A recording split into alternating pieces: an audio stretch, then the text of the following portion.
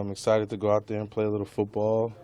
I got to meet some of the fans out there in earlier July, late summer when I went out there to do some promo for the league. And they're excited. They're excited about football. They're not, obviously there's Giants fans out there, but they're excited about football in general. You see jerseys, we're going to see all 32 teams represented at these games wearing different jerseys and different players. So it's good to, broaden our fan base and extend our reach out to London. Victor, do you believe we'll ever see the day when there's a full-time team in London?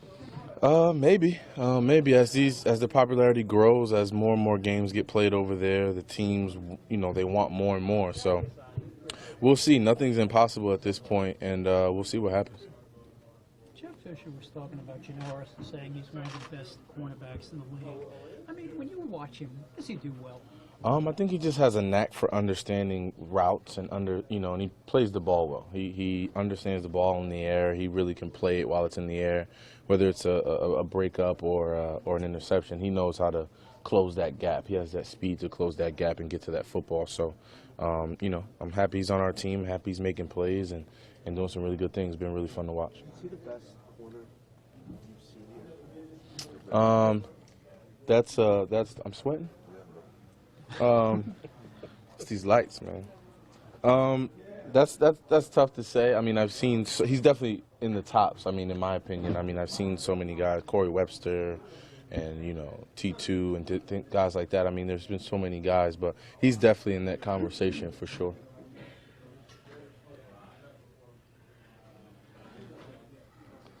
If you're going against guys like Janoris in practice, how much better does that make you? A lot better. Obviously, when you're up against him, you'll have to be sound in your technique, understand what you're doing, be clean in and out of your breaks because he can make you look bad out there and make you, run your route for you at times and things like that. So you got to make sure you stay on your P's and Q's.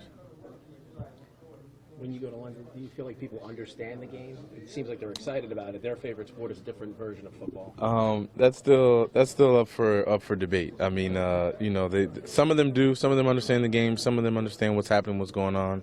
But you might hear a random cheer when Brad Wing kicks a punt or something like that. So you just got to be ready for the random jeers or cheers rather when you hear, see certain things and you look on the field and you're like, what's happening? And it's just like a punt. So it'll be interesting. How big a game is it for you guys? You got the win last week, you ended the losing streak, but now you've got the bye coming up. It's time to start building something. Absolutely. This is definitely a time. This is a game that we understand it's London. It's a trip, and it's different than what we're accustomed to.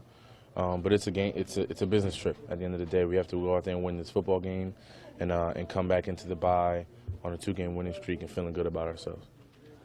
How much of a distraction can this be, having to fly so far? And I'm sure you guys have other commitments other than just football over there. I think it's just, a matter of being professional, understanding, taking a look at the schedule, understanding what's being asked of you, understanding the time frame and things that you can do to, relax and things like that. Kind of making the best of your time and making it happen that way. I don't think we're there long enough for it to be a huge distraction.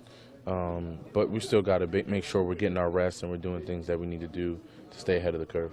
When you went over there in the summer, what do you remember about the jet lag and how long it took you to get over? Oh, man. It took me about 2 days to really get acclimated and really get adjusted to the time. I mean, mainly because that 6 hours it's a lot of time to make up. It's 12 midnight and you're wide awake, or it's 12 in the afternoon and you're sleepy. So it's definitely something that's different for us, and it'll be different for us. But hopefully by the time that settles in, we'll already be, we've already won the game on Sunday and be on the plane back. How tough is that, though, to come here basically overnight and then to have to sort of catch up? I mean, that's kind of the plan here.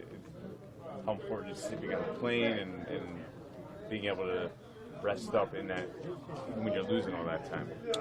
I think the plane is important. I think going to sleep on that plane is going to be one of the biggest things for us, because when we land, it'll be essentially 8:30 in the morning.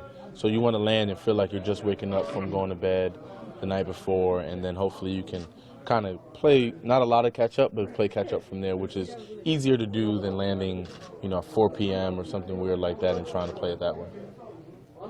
Coach was saying he thought the offense was about to break out. You guys had a good game against Baltimore. Do you think that was a good stepping stone to better things to come?